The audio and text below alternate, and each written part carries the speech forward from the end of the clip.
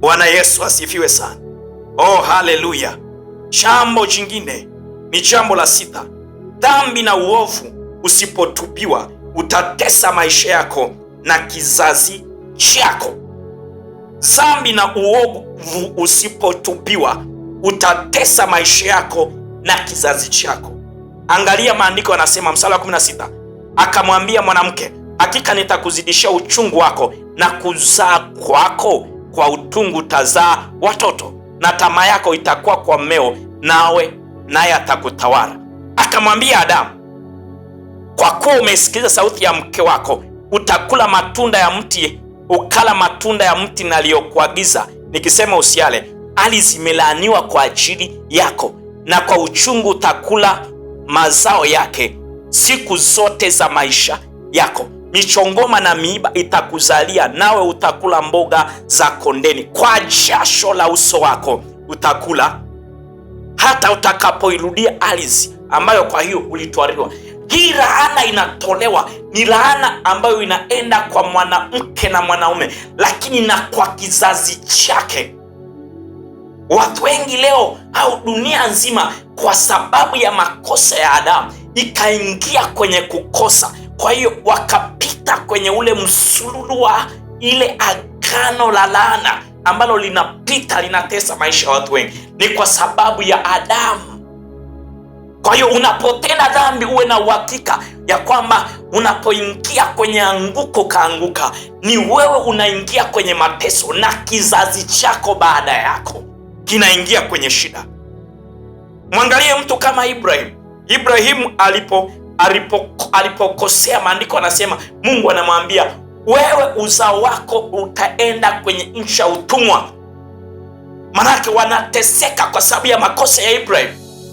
Mwangalie Daudi, ameoa wanawake wengi, na mpaka Suleiman anapita kwenye ile lineage na mwanae na kizazi chake. Ngoja nikwambie, dhambi isipotubiwa itatesa maisha yako na itatesa na uzao. Leo hii kuna watu wanateseka kwa sababu ya matokeo ya babu zao, mababa zao, matokeo ya ndugu zao. Walikosea, waliingia kwenye laana, waliingia kwenye maagano, waliingia kwenye laana, wakaingia kwenye maagano yaliyowatesa wao, yakapita mpaka kwenye kizazi chao. Kuna watu wakati mwingine mnapita kwenye shida, hamwelewi ni kwamba kwa nini tunapita kwenye shida, kwa nini tuna struggle, kwa nini tunateseka. Tunateseka mateso ambayo hatujui ni nani aliyesababisha. Kumbe kuna kizazi ambacho kilifanya maagano, kiliingia kwenye anguko, kikasababisha transformation, kikasababisha kizazi kwenda kizazi, maagano yakasafiri kutoka kizazi kwenda kizazi.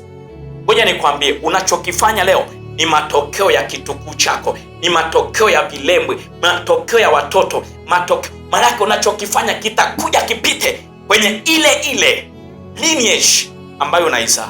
Uwe makini sana chochote unachokifanya. Kama unafanya kibaya, ni muhimu kuenda mbele za Mungu, kuomba toba, Mungu akusaidie.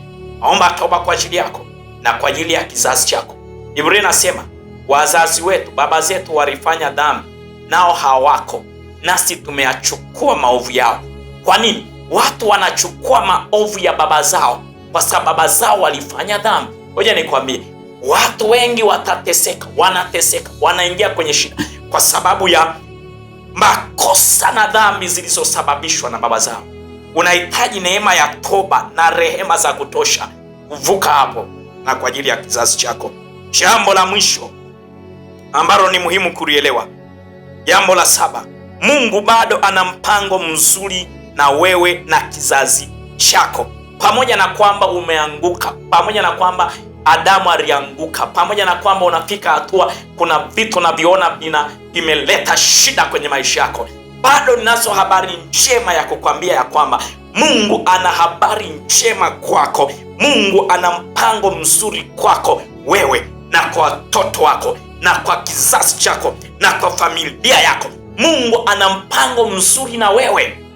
Angalia huo mstari wa 21 kutoka sura ya 3. Anasema hivi, Bwana Mungu akawafanyia Adamu na mkewe mavazi ya ngozi akawavika.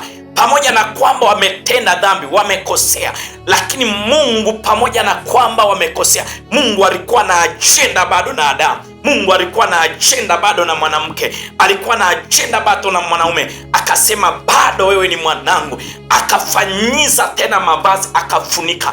Ngoja nikwambie, hata kama umetenda dhambi, umejiona uchi kiasi gani, umejiona uchi, umevuliwa nguo kiasi gani, umejiona hauwezi, haufai tena, ninazo habari njema kwako ya kwamba Mungu anafanya mavazi mapya tena kwa ajili ya maisha yako, ili akuvike utukufu ule ambao shetani aliuchukua. Mungu akuvike utukufu, Mungu akupe mamlaka tena kwa upya, Mungu akufanyie nafasi tena kwa upya, kwa sababu Mungu anakupenda.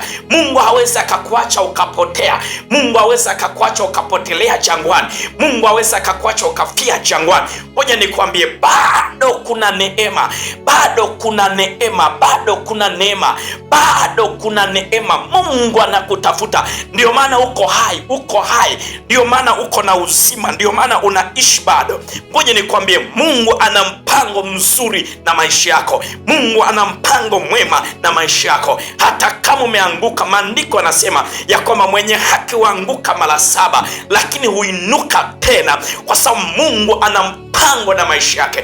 Na mimi nakwambia wakati na wasaa kama huu ya kwamba Mungu ana mpango mzuri na maisha yako. Usijikatie tamaa, rudi kwa Bwana, rudi kwa Bwana. Haijalishi umepoteza, haijalishi umefanya maagano, umefanya uasherati, umezini na watu, umezini na wake za watu, umezini na waume za watu, umetoa mimba, haijalishi umefanyeje, umetenda dhambi, umelala na watu, yani umefanya dhambi, umeiba, umeua. Ngoja nikwambie, siko habari njema. Ukirudi kwa Bwana, Bwana anatengeneza tena mavazi ya kukufunika na hiyo aibu. Maana yake anaondoa dhambi ndani yako, halafu analeta utukufu mwingine kwenye maisha yako.